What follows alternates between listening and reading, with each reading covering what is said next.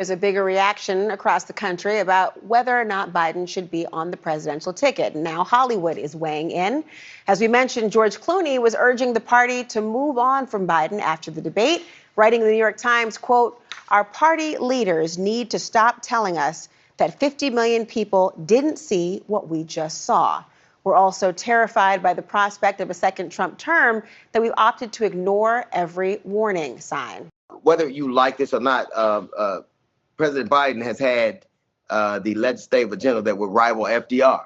And so I think that while people have the right to voice their opinion, they should be rooted in some level of sanity. If you look at where, for instance, if you look at where George W. Bush and John Kerry were at this time of in their race in June and July of that year, Kerry was 7 points ahead of him. If you look at where Barack Obama and Mitt Romney were in their race, October 16th, 2.5 weeks before that election, Romney was 4 points ahead of Obama. So, and the thing that those two people have in common is the power of the incumbency. So you have openly people advocating for a president to give up the power of the bully pulpit and the incumbency months before a presidential election, which is ridiculous. Historically, no president has ever gave up incumbency. No party has ever gave up the incumbency of the president and won the election. It's just never happened. What I found, there was an interesting point, and I hear you in the historical references. It gives great context to understand how these numbers can shift. But there was a point in this op-ed, and when he talks about how, and I'll read it here, he's talking about how there was new and upsetting information. He talks about, well, no, we all think Republicans should abandon their nominee now that he's been convicted of 34 felonies. And so I just wonder, from the perspective of the timing aspect of it, did you see anything with respect to President Biden and the power of the incumbency that would give you the same level of concern about Republicans trying to replace their nominee because of felony convictions and Biden's 90 minutes? I think that I interviewed the president on May 29th. A few weeks before the debate at the White House and on Air Force One. Now, obviously, he's an older man. Obviously, there's no disputing that. But let's be clear. The Democrats should be focusing on what's at stake in terms of what they're running against. The one thing that I didn't hear George Clooney mention was Project 2025.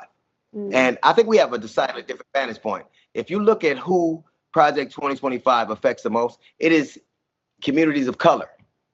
It is the people who have less than. Now, if you're a straight white male in this country, you could be disappointed in the election, but it wouldn't have disastrous results. I think that's decidedly a different thing for communities of color. And I think that the vantage point they speak from, I don't think that he speaks for the people that I speak. I speak to millions of people every day on my radio show. And that's the sentiment I hear that is kind of bantered around. And so I just think the one thing I can say for sure is the reticence that a lot of young black men have with the Democratic Party is the cowardice at every turn, the hand wringing, the fecklessness, and they exhibited it all the time, and it's just a lot to take. You know, I'm a fan of your show and listen to it all the time, and I wanted you to unpack a little bit more about what you're hearing on that idea of the cowardice, because one of the criticisms I often hear is Democrats eat their own, that there's a circular firing squad. Absolutely. That they attempt to have a moral high ground is to their detriment. And yet, there is something to be said about having a moral compass, about having the high ground, and about calling out wrong wherever it may be. But tell me about what you're hearing from people about how they view these last couple weeks. Well, here's the thing. LBJ had the moral compass. He left. Richard Nixon became president, and that, for black people, became the onslaught of mass incarceration and the war on drugs. It had disastrous consequences for black people. When Donald Trump won, it had disastrous consequences for black people. If you look at who suffered the most under those policies, if you look at his COVID reaction, who died the most? So this, for me, is not a whimsical conversation. For me, it's not a conversation about what is uncomfortable. It is what is necessary. Look at Project 2025 and tell me for sure. I watched the mass media and no one has interviewed anybody seriously with the fervor about Biden's age that they do about Project 2025. No one. No one. And who does it affect? If they disband or absolve the Department of Education, who does it affect primarily? Environmental rollbacks, who does it affect primarily? All the things that are geared, if they DEI or if they Black history, who does it affect? Because the truth of the matter is in 2020, it was the Black and brown people that fired Donald Trump. More white people voted for him in 2020 than voted for him in 2016. Black and brown people fired him. And as a result of this, we have these draconian measures in Project 2025. And more, rather than Democrats focusing on that, they're focusing on the age of a man. By the time this is over, one thing is for certain, Joe Biden will be older. And Project 2025 will still be the platform that is running behind all of this. You know, this has been one of the big criticisms that people have not gone after what are the obvious Achilles heels of one's opponent. And you mentioned that you also interviewed Vice President Harris, I believe, about a month ago as well. And I do want to get your take, given, you know, Project 2025 has more than a few dog whistles, shall we say, and there's also overt statements that are now being made. I said more than overt dog whistles, I'm saying, in terms of thinking about it.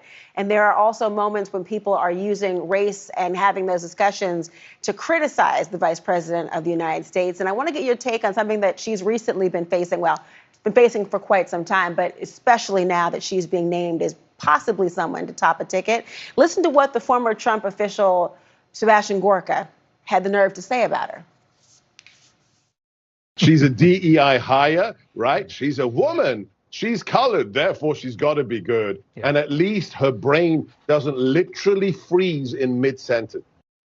Now, I don't know if you can see who's on that screen, but one of them on the right, I believe, is Matt Whitaker, who is the former acting Attorney General of the United States, with that smile on his face. What do you make of these attacks? It's an interesting thing. 17 senators gone on to become president. She was one of them. She's one of those, vice president. Very few people. She's been an attorney general of the largest, most populous, most wealthy state in the country. So there is this notion, America has been more damaged by GCI than DEI. The greedy, corrupt, incompetent white men have caused more damage to the United States of America than diversity, equity, inclusion. Who caused Boeing? Who caused the mortgage crisis? Who caused our reaction and our lack of reaction to COVID? It wasn't, because what people do is blame the things they can't control. Kamala Harris is more than qualified to accept the presidency of the United States of America, which is interesting because her test to be president wasn't fealty. It wasn't much like Donald Trump's, whoever he select will be. It is her professionalism and her actually ability to run the country. And another point is, if Joe Biden, as a lot of people worry, can't complete his term, who's more better qualified than to complete his term than Vice President Harris?